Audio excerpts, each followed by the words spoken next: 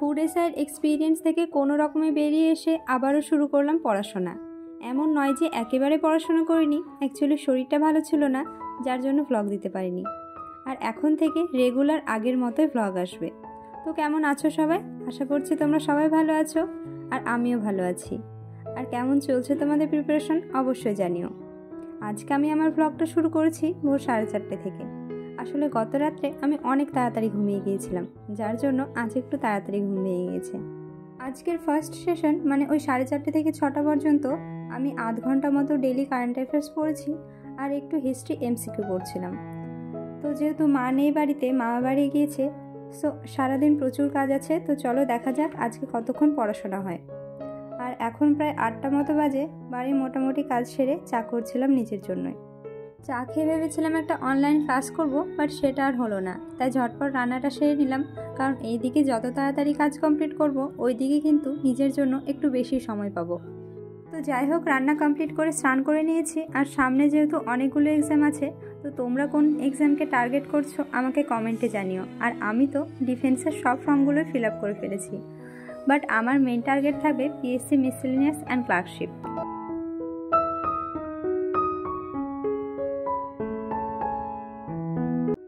এতদিন আমি GK জিএসটা subject wise theory পড়তাম, তাতে বেশ উপকারী হয়েছে।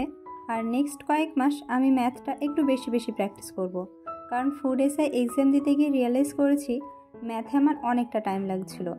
চেষ্টা করব একটু স্পিডটা বাড়ানোর। আর ডেইলি ইংলিশ যেমন পড়ছিলাম তেমনই পড়ব, কারণ সামনে মিসেলেনিয়াস প্লাস ক্লার্কশিপ দুটোতেই ইংলিশটা খুব ইম্পর্টেন্ট।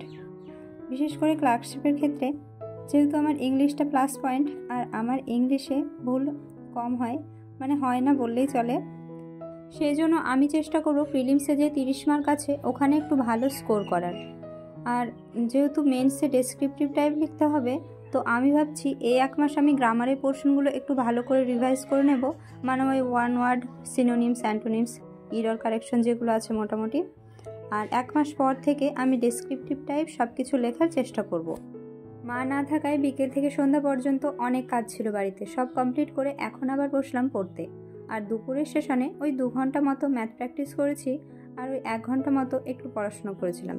আর ম্যাথের আজকে অ্যাভারেজে প্রিভিয়াস ইয়ারের প্রশ্নগুলো সলভ করেছি। সারাদিন একটু ঘুমাইনি, যার জন্য সন্ধ্যায় পড়তে বসে অনেক ঘুম পাচ্ছিল, আর রাত্রে বেশিক্ষণ পড়তেও পারিনি, তাড়াতাড়ি ঘুমিয়ে গিয়েছিলাম। আর তোমরা আমাকে অনেকে জিজ্ঞেস করছিলে দিদি ব্লগ কবে আসবে।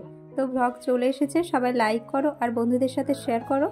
আর চ্যানেলে যারা নতুন তারা প্লিজ সাবস্ক্রাইব করে দিও। Thank you so much. দেখা হচ্ছে নেক্সট ব্লগে, ততক্ষণ সবাই ভালো থেকো, সুস্থ থেকো।